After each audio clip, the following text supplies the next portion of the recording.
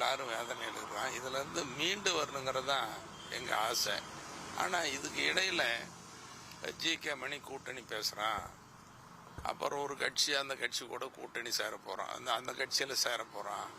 இப்படிலாம் 45 வருஷமாக உழைக்கிற, உண்மையாக இருக்கிற, விசுவாசமாக இருக்கிற, மனசாட்சியோடு நடக்கிற என்ன கொச்சப்படுத்துறது, கேவலப்படுத்துறது ஒரு திட்டமிட்ட மோசடியாக இருக்குது. இது ரொம்ப வேதனை அளிக்கிறதா தான் நம்ம பார்க்குறோம்.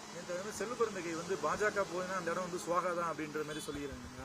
அதே மாதிரி அன்புமணி இயக்கிறதும் பின்னாடியிலேருந்து பாஜக தான் இயக்குதுன்ற ஒரு கருத்தும் இருக்குது. நீங்கள் எப்படி பார்க்குறீங்க? இல்லை, உங்களுக்குள்ளே பேசிக்கிறாங்க, சொல்லிக்கிறாங்க, அவங்க கூட்டணி அதை பற்றி பேசுகிறாங்க.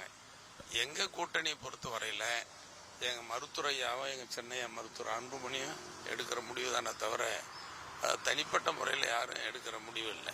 அவங்க முடிவெடுத்த பிறகு தான் அந்த முடிவு கூட செயற்குழு, பொதுக்குழு, மற்றவங்களாம் கருத்து கேட்டு தான் எடுப்பாங்களே தவிர தனிப்பட்ட முறையில் இல்லை. இப்போ கூட்டணியில் யார் வேணாலும் பேசலாம், அது ஒவ்வொருத்தரும் ஒரு கருத்து சொல்லலாம். தேர்தல் இன்னும் ஒரு வருஷம் இருக்கிறதுனால இப்போ ஏதாவது கருத்து சொல்லலாம், அதுக்காக பல விமர்சனங்கள் வரலாம். விமர்சனத்தை தாங்கிக்க முடியாத விமர்சனமாக இருக்குது. என் மேலே வர விமர்சனம்லாம் இப்போ நான் கூட 45 வருஷம் பொது வாழ்க்கையில், இதில் 5 வருஷம் பஞ்சாயத்து யூனிட் சேர்மேன், 20 வருஷம் சட்டமன்ற உறுப்பினர், 25 வருஷம் கட்சி தலைவர், பல பொறுப்புகள் இருந்து, மாவட்ட பொறுப்பில் இருந்து மாநில துணைத் தலைவர், எல்லா பொறுப்பும் வகித்தோம். ஆனால் இது வரைக்கும் எந்த விமர்சனத்துக்கும் ஆளாகலை நான். இப்போ திட்டமிட்டு ரொம்ப விமர்சனம் தான், தாங்க முடியாத விமர்சனம். அதோட இன்னைக்கு இப்படி கூட்டணி பேசுகிறான், இப்படி கட்சிக்கு போகிறான் அப்படின்னு சொல்கிறதெல்லாம் எப்படி தாங்கிக்க முடியும்? அப்படி போகணும்னு நினச்சிருந்தா சேர்மனாக இருந்த நேரத்தில் நாங்கள் அனாதை விடுதியெல்லாம் நடத்திட்டு இருந்தோம். அதை பார்த்துட்டு எம்ஜிஆர் அழைச்சி ரொம்ப பிடிக்கான அனாதை விடுதி நடத்துறது பிடிக்கும், நீ கழகத்தில் இணைஞ்சிரு, சட்டமன்ற உறுப்பினர் வாய்ப்பு, அடுத்த அமைச்சர் வாய்ப்பு, இப்போ வாரிய தலைவர் கொடுக்குறோம், எவ்வளோ பணம், எல்லாம் பேசினார். அப்படி ஒரு தலைவர் சொன்னதை பார்க்கவே முடியாது. இன்னும் சொல்ல போனால் எங்கள் மருத்துவரையா தான் எனக்கு ரொம்ப உயிர் மூச்சு. மருத்துவரையா தான், அதுக்கு மேலே ஒன்றும் இல்லை. ஆனால் மருத்துவரையாவை கடந்து எம்ஜிஆர் மாதிரி சொன்ன தலைவர் பாரு. அதையும் தாண்டி சட்டமன்ற தேர்தலில் திமுகவுக்கு பெரும்பான்மை இல்லை. அப்போ தேர்வு முடிவுலாம் வந்துக்கிட்டே இருக்குது.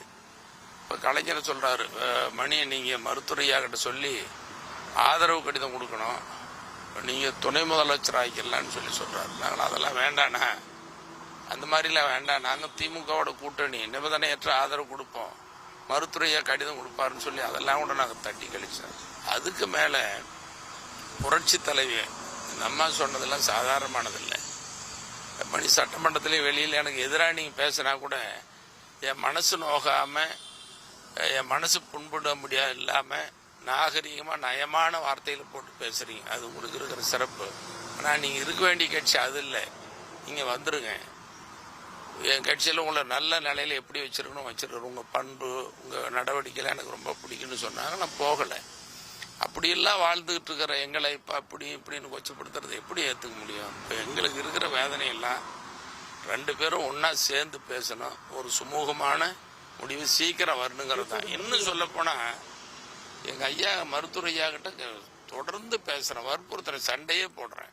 இல்லைன்னா நான் வரல, வீட்டுக்கு போயிட்டு அமைதியாக 2 பேரும் ஒன்றா சேர்ந்த பின்னாடி நான் வர்றோம், அப்புறம் பார்க்குறேன்னா எங்கள் மருத்துவரையா நல்லா இருக்குல்ல, எல்லாரையும் பார்க்கும் பொழுது நல்லா பேசுகிறாரு, உற்சாகமாக இருக்கிறாரு, உங்களை ஊடகங்களை சந்திக்கும் பொழுது உற்சாகமாக இருக்கிறாரு.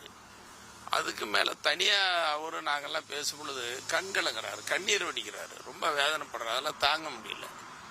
இந்த வயசில் அவரை இன்னும் பார்த்தீங்கன்னா ஊடக பேரவையில், சமூக வலைதளத்தில் சில பதிவுகள் அவரை கொச்சப்படுத்துகிற மாதிரி, மருத்துவரையாவை ரொம்ப கொச்சப்படுத்துகிற, அவமானப்படுத்துகிற, அவர் தலைகுனி வைக்கிற சில செய்திகள்லாம் வருது. இதுக்காக அவர் இத்தனை வருஷமாக அந்த சமுதாயத்துக்கு, நாட்டுக்கு, மக்களுக்கு உழைக்கிறாரு.